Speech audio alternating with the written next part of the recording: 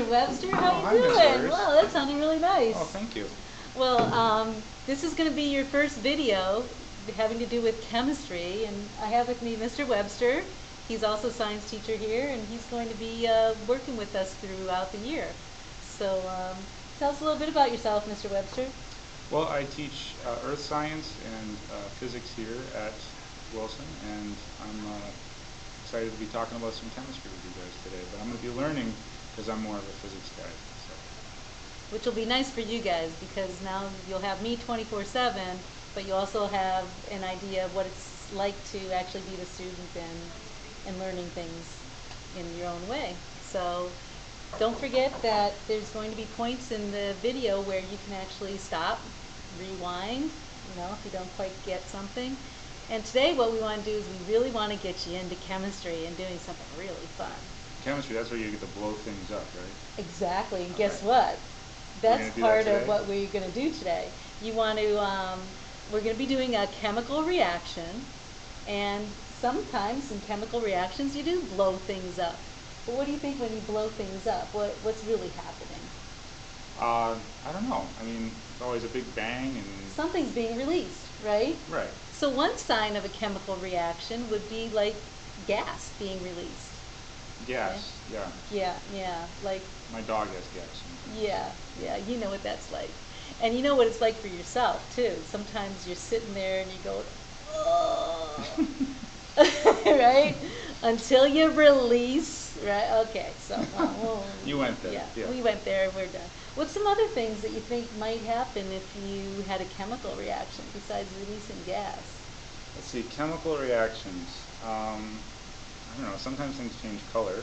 Yeah, sure. Color is another indicator. You might want to think about looking for color if there's going to be a chemical change. A color change, chemical change. And I think about explosions, and I think about sometimes light or heat or fire. So maybe a change in temperature or something. Some kind of energy release. Absolutely. Things like that are indicators of chemical change. So what you guys are going to do is you're going to do a chemical reaction today. And Mr. Webster and I are going to walk you through exactly what to do and how to set it up. And we're going to start off with, let's see here, how about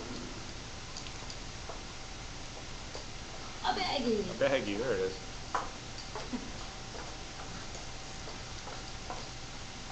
So, first material is a plastic bag, Ziploc baggie.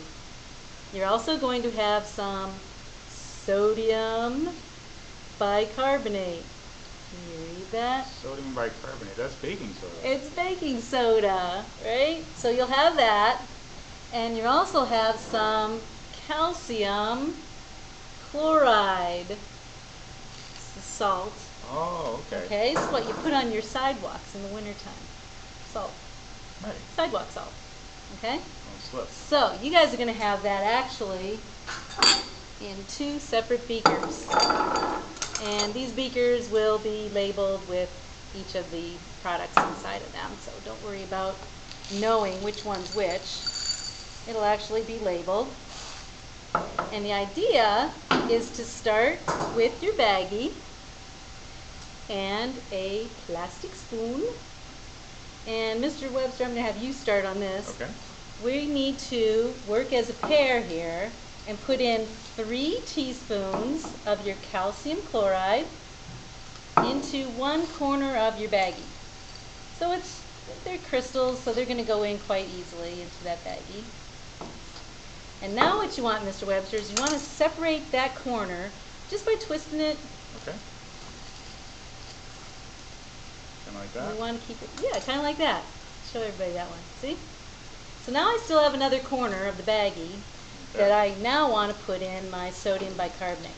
So what did I put in there? I put in 3 teaspoons of calcium chloride, but now my sodium bicarbonate, I want just 1 teaspoon.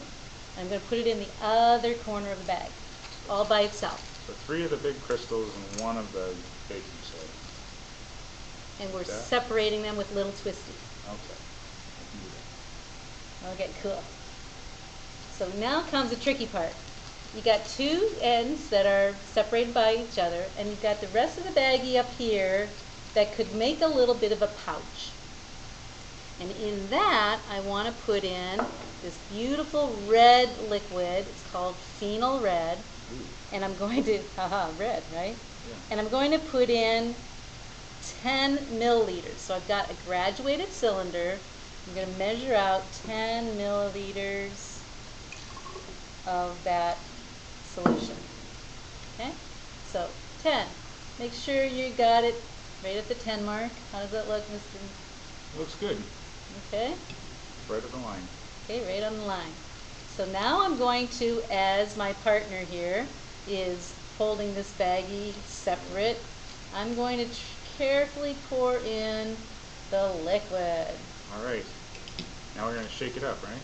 No, not yet. What we want to do is we want to just try and squeeze out as much air as I can. Okay, no air. Don't want any air in there. I just want what's in there to react with each other.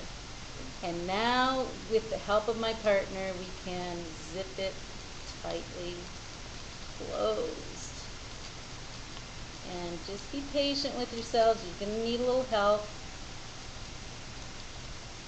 Can't wait to see what's going to happen here. Yeah, but guess what? We're not going to do it. We're going to let you guys find out what happens when we actually open and let all of these things react with each other. We're not going to open it. We're going to keep it zip-locked, right? Nothing else is in there but the three substances.